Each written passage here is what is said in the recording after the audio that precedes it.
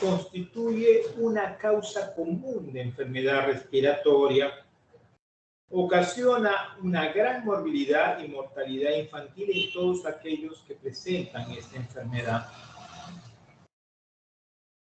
Es un virus RNA que pertenece a la familia Orthomyxoviridae y su transmisión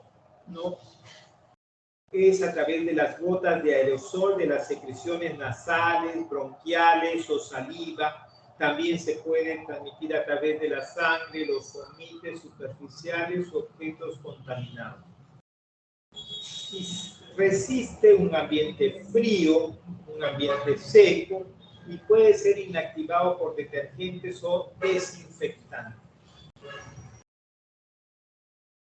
Conocemos muchas pandemias en el transcurso de los últimos siglos, ¿no?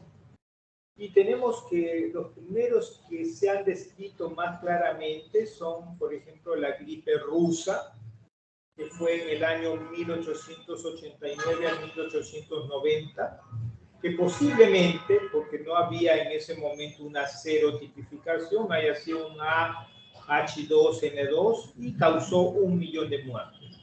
La gripe española es la que más mortalidad ha causado últimamente, o sea, en los últimos, el siglo pasado fue, en el año 1918, terminando la Segunda Guerra Mundial, hasta el año 1920, causó 40 a 100 millones de muertes y fue por un H1N1 y se extendió por casi todo el mundo. Casi todo el mundo. La gripe asiática en 1957 a 58 causó en el Asia prácticamente 1 a 1,5 millones de muertes. La de Hong Kong el 68-79, 750,000 a 1 millón. Y la última que nosotros nos tocó vivir en este siglo fue el del H1N1, ¿no? Es un virus que presentó su pandemia en los años 2009 a 2010 y tiene un aproximado en todos esos años, es el causante de aproximadamente unos 20,000 fallecimientos. Pero esto sí se extendió a todos los rincones del mundo, más que la gripe española, porque en esa época no había las vías aéreas que podían comunicar de un continente a otro muy fácilmente, no estaba todo globalizado. Entonces, ahora, la descripción de la primera pandemia es del año 1580, como les había referido, en el siglo XIX hay 4 pandemias, en el siglo XX 30 pandemias, y la de mayor mortalidad fue en el año 1918-19, la gripe española. En Sudamérica, la influenza se consideraba como una enfermedad que no era de prioridad, que nosotros no teníamos mucha influenza por las razones de nuestro clima. Y entonces fue muy subregistrada antes del 2009 y no se tomaban exámenes para detectar si estábamos ante este virus. Pero en los últimos años, después de la pandemia del 2009, se ha creado un sistema de vigilancia tal como en los países desarrollados. Y sabemos que con estos estudios, en el Perú constituye la influenza una de las principales causas notificadas de consulta, hospitalización y muerte.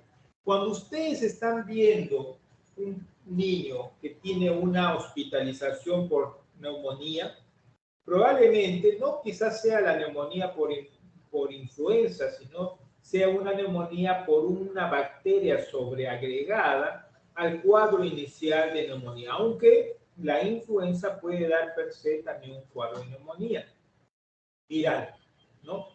Pero la mayoría de los casos que preceden las hospitalizaciones y muertes en el Perú están dados por el virus de influenza, especialmente en niños y en menores de 5 años.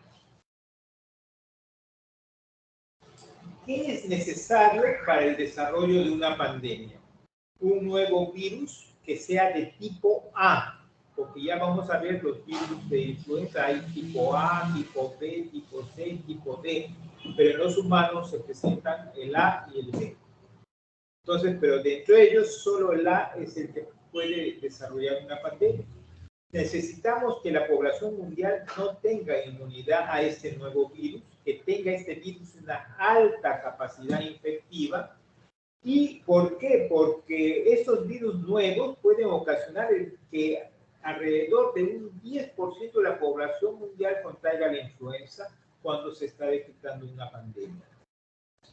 Y si bien la influenza no va a ser en estos tiempos, por los avances de la medicina y la tecnología, un causante de muerte frecuente, como en otros siglos y en otros años, pero sí produce un elevado impacto económico por la pérdida de la productividad laboral y los costos derivados de la atención del paciente. Porque el paciente en una influenza, cuando agarra fuerte, se pone mal, digamos. El virus de influenza pertenece al género Orthomyxoviridae, como había referido. Hay 4 serotipos. El tipo A es el más agresivo y no solamente lo presentan humanos, sino también otras especies, aves y cerdos. Generalmente cuando vienen estos virus de las aves, al inicio les llaman gripe aviaria, y cuando vienen de los cerdos, al inicio les llaman gripe porcina. Pero también entre humanos puede mutarse y constituirse un virus de influenza agresivo.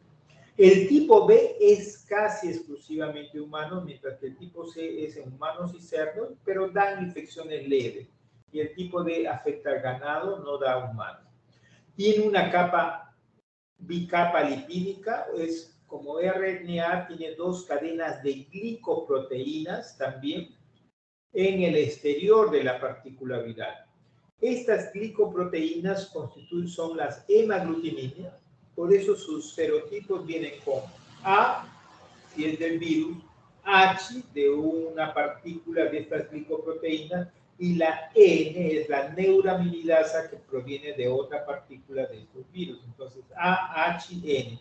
A eso le ponen 1, 2, 3, 1, 2, 3, y van según la aparición del virus y del sitio donde tienen origen. El virus influenza, ¿no? Los subtipos están en función a estas 2 proteínas, la hemaglutinina y la neuraminidasa. La hemaglutinina es la que permite o que facilita la entrada del virus al epitelio respiratorio, mientras que la neuraminidasa hace que tome el virus, se liberen nuevas partículas virales y de ahí rompe la célula y se pasan a otras células más para ser infectada. Tiene una carga genética de 8 segmentos de RNA que permite al virus una elevada variabilidad que facilita la recombinación genética interespecie. Permite frecuentes y rápidas mutaciones, cambios de antígenos de virus y dominancia variable de las diferentes cepas. O sea, esto constantemente van variando, aparecen los linajes que se llaman de estas variaciones, que no todas van a producir pandemias, pero sí pueden producir otros tipos de virus y por lo tanto se tienen que hacer las vacunas en forma anual. Todas las pandemias se deben al virus influenza A y se debe al grado de variación antigénica de la hemaglutinina y neuraminidasa. Esta variación antigénica puede tener 2 componentes, el shift antigénico y el drift antigénico. El shift antigénico es cuando hay un cambio abrupto y significativo de las proteínas de superficie, por ejemplo, de la hemaglutinina y neuraminidasa, que van a ser distintas a las circulantes en los años previos. Solo ocurre con el virus A y da lugar a un virus influenza diferente. Mientras que el drift antigénico es la acumulación de mutaciones puntuales en los genes que codifican a la hemaglutinina y neuraminidasa. Y esto puede ser parte de la evolución continua del virus y ocurre en el influenza A y influenza B. ¿Por qué se produce una influencia pandémica?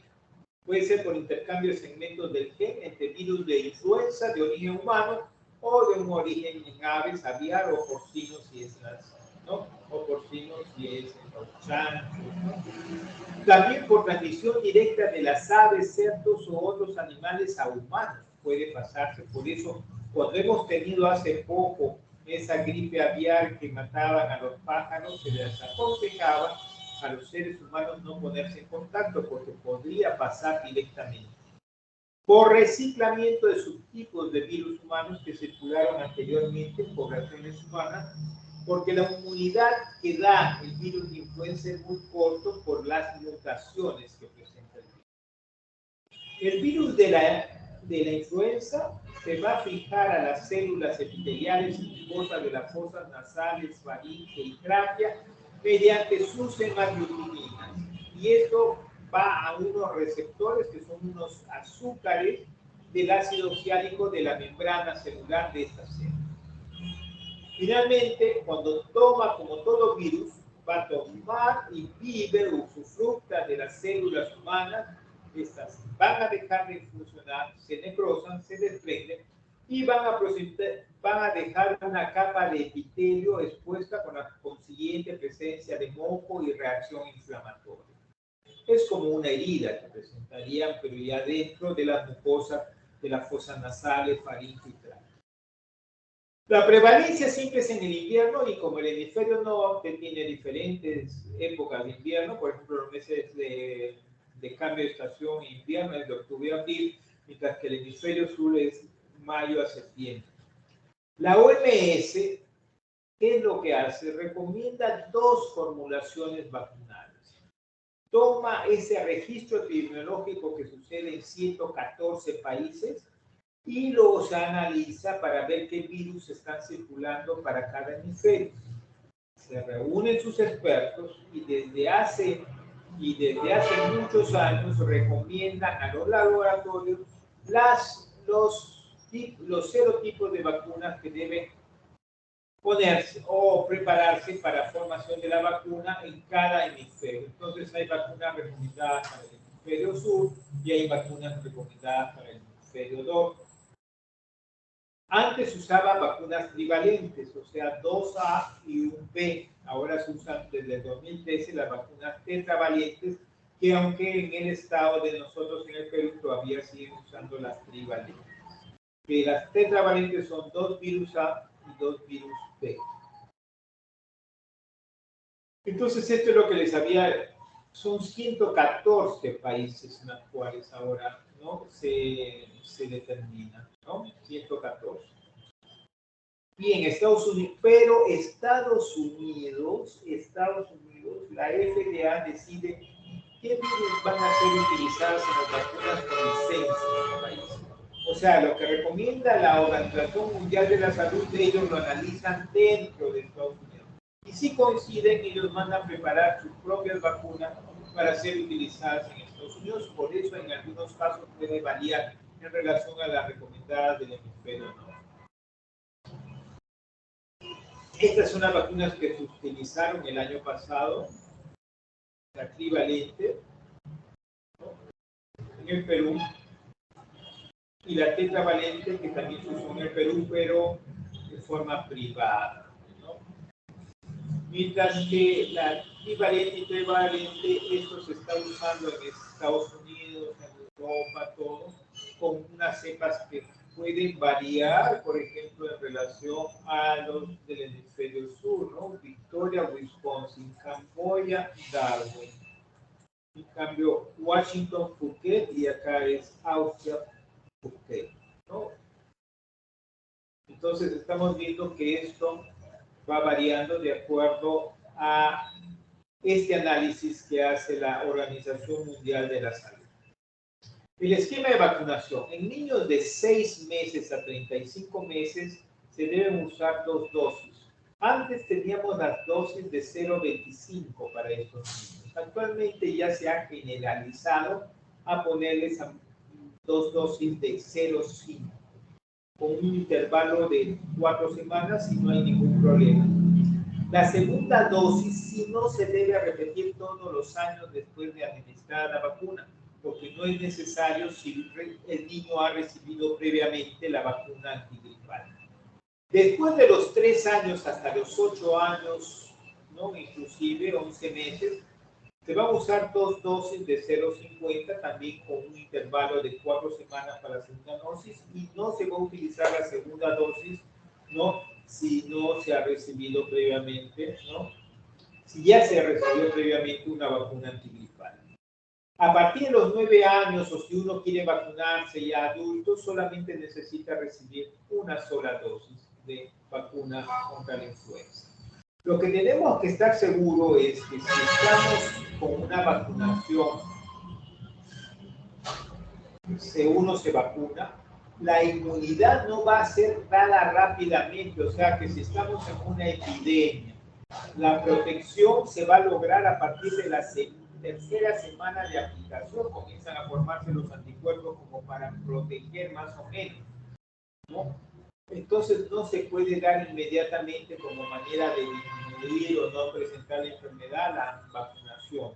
Lo que tendríamos que usar en ese caso son productos farmacológicos que impedirían la replicación del virus. La vacuna es preventiva. La liberación del virus ocurre 1 a 2 días antes y 5 a 7 días después de iniciados los síntomas, ¿no? O sea, la liberación ocurre entre unos días antes hasta el 7º día después de iniciados los síntomas. Y eso va a ser más prolongado cuando tienen los niños menor edad y en pacientes inmunodeprimidos. La diseminación se hace de persona a persona a través de la tos, estornudos, las gotitas de flujo. También este virus ingresa por la nasofaringe, se adhiere al epitelio de la tráquea y el bronquio, como decía, un periodo de incubación de 1 a 4 días, y el periodo de contagio va desde un día antes de los síntomas hasta 10 días después, considerando pacientes inmunodeprimidos, ¿no?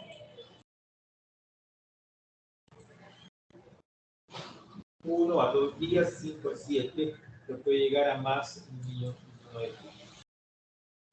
¿Cómo es la clínica de la influenza? La influenza se presenta en forma abrupta. Uno hay que sospechar influenza cuando súbitamente comienza el niño a presentar tos, malestar general, fiebre, escalofríos, cefalea, anorexia, rinitis, mialgia, artralgias y dolores de garganta. Es menos frecuente que presente una tos con bastante movilización de secreciones, conjuntivitis, ronquera, dolor retroocular. Puede presentarse torácico, abdominal y vómitos, pero es de menor frecuencia. En el hemisferio norte, la mayor mortalidad, como es una presentación en épocas de invierno y allá se alcanza temperaturas muy bajas, ocurre mayormente en adultos de mayores de 65 años, mientras que en el hemisferio sur la mayor mortalidad está dado en menores de 5 años. ¿Cuál es la diferencia entre considerar unas infecciones producidas por otros virus en relación al virus de la influenza? Estos son algunos parámetros. Por ejemplo, los otros virus que son del resfriado común puede ser un adenovirus para influenza, rinovirus, coronavirus, enterovirus y micoplasma, con sus diferentes características, discretas diferencias características. La gripe o la influenza es brusca, las temperaturas son elevadas, duran 3 a 4 días, hay cefalea, dolor corporal, fatiga, agotamiento. El paciente va a estar limitado para el trabajo. En cambio, a un paciente con una gripe o resfriado común toma sus sintomáticos y puede ir a trabajar. La rinitis obstructiva es más frecuente en el resfriado común, en los estornudos, el dolor en la garganta es más frecuente. En la influenza no ocurre mucho más, son los signos generales. La tos es más moderada en el resfriado, mientras en la influenza puede ser severa y muy frecuente. Y las complicaciones de la influenza son bronquitis y neumonía, mientras en la resfriado común, otitis y sinusitis. ¿Cómo se hace el diagnóstico? A través de un hisopado faríngeo. El gol estándar es el cultivo viral, pero es muy limitado porque la influenza rápidamente se complica, entonces nosotros necesitamos tener un resultado aproximado rápido para poder de repente dar un tratamiento farmacológico para limitarlo, ¿no? Y tomar las precauciones del caso. Entonces, con este cultivo, si bien nos da la serotipificación y sabemos qué virus está, nos puede detectar el inicio de pandemias, pero produce una limitación porque demora estos resultados. Entonces, hay limitada utilidad clínica, pero sí reconoce, como decía, los subtipos y resistencias a medicamentos. En cambio, hay test que son más fáciles y rápidos, que permiten identificar rápidamente, a través del mismo hisopado, ¿no? Influenza A, influenza B, pero son menos sensibles. O sea, uno puede tener influenza, pero no ser detectado a través de estas test de detección rápida de proteínas virales. La técnica de PCR, ¿no? Reacción en cadena, frente la detección de ácidos nucleicos virales, identifica también los subtipos. Y la serología, que algunos, esto es prácticamente impreciso por tomar una muestra y ver después, a las 4 semanas o las 2 semanas, otra muestra para ver si han subido los anticuerpos y reconocer los virus A o B. ¿Cuáles son las complicaciones del virus de la influenza? Primero es la neumonía viral, por el mismo virus de influenza o una bacteriana secundaria, presencia de convulsiones, reacciones tipo mielitis transversa, meningitis bacteriana como complicación, encefalitis, miositis, miocarditis, pericarditis, sepsis bacteriana, síndrome de Reyes, si le damos antiinflamatorios, no esteroideos, especialmente aspirina o algunos derivados de la aspirina, ¿no? Entonces hay que tener mucho cuidado, incluso también puede haber una hidrocele gigantesco que puede infectarse. Puede dar muchas complicaciones la influenza en algunos pacientes, especialmente a menor edad. ¿Cuál es la prevención? Mediante la inmunización con la vacuna contra la influenza. Reduce del 30 a 50% la mortalidad en ancianos y previene el 30% de hospitalizaciones por enfermedades respiratorias relacionadas a la influenza. La vacunación es recomendada para grupos de alto riesgo de contagio, en pacientes cuyas complicaciones de la gripe pueden ser graves, como mayores de 65 años, menores de 5 años, en que hay que ponerse todos los años. En pacientes inmunodeprimidos, diabetes, sida, trasplantado o enfermedades médicas crónicas como enfisema, bronquitis, infarto de miocardio, coagulopatías, insuficiencia, cirrosis, u aquellos que están con una corticoterapia prolongada y con cáncer. Y todos los que trabajamos en salud, en servicio social, como todo el personal de salud, debe tener ustedes, cuando entren al internado, deben ponerse todos los años una influenza, igual como los bomberos militares, ¿no? Actualmente también se está recomendando dentro del esquema de vacunación de embarazadas ponerle la vacuna de influenza para prevenir una influenza en niños menores de 6 meses, porque puede transmitirse los anticuerpos que hacen más leve, ¿no? Entonces, algunos países ya están adoptando la utilización de la vacuna de influenza en la etapa temprana y no está contraindicada. Igual como la de COVID, que no está contraindicada. Contraindicaciones, alergia al huevo, esto ya con las vacunas recombinantes prácticamente se está dejando mucho, no hay mucho problema, o la proteína de pollo o ave, más es a las proteínas de pollo o de ave, que a la alergia al huevo prácticamente, es lo que vemos. Personas que están con fiebres moderada o severa, es preferible no ponerlo. Personas que han desarrollado enfermedad de Guillain-Barré en las 6 semanas previas al episodio de influenza. A ponerse la vacuna, no se debe poner, porque puede reactivarse.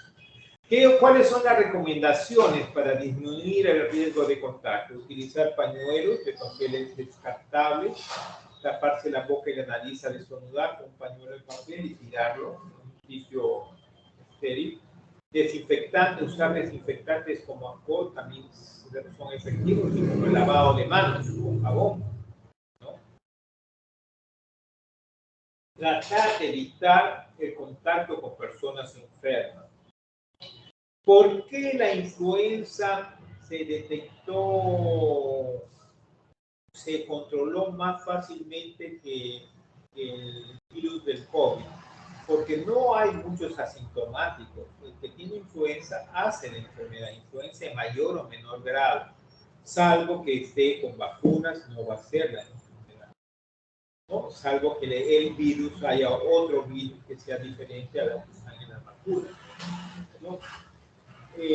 Y como va a haber sintomatología, generalmente uno se cuida de no estar en contacto, salvo los miembros de la familia que no pueden evitar, que si viven mucha gente no pueden evitar esta posibilidad de estar unidos, ¿no? Más cuando no hay situaciones de hacinamiento.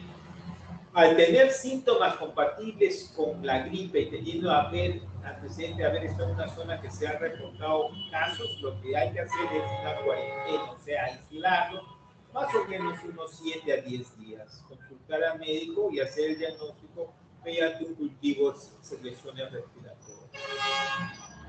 El tratamiento, cuando uno sospecha, estamos en una epidemia de influenza y sospecha o alguien se complicó en la casa y se determina que tiene influenza, a todos los contactos apenas aparezcan los síntomas, se les da el oseltamivir y el zanamivir, especialmente en grupos de alto riesgo con enfermedades graves o crónicas. ¿Por qué? Porque este oseltamivir, que es un antiviral, es un inhibidor de la neuraminidasa y, como sabemos, va a impedir la replicación del virus, entonces ya no se va a replicar, por lo tanto su acción inflamatoria no va a ser mayor. Es para administración oral y tiene actividad no solamente contra el virus influenza A, sino también contra el B.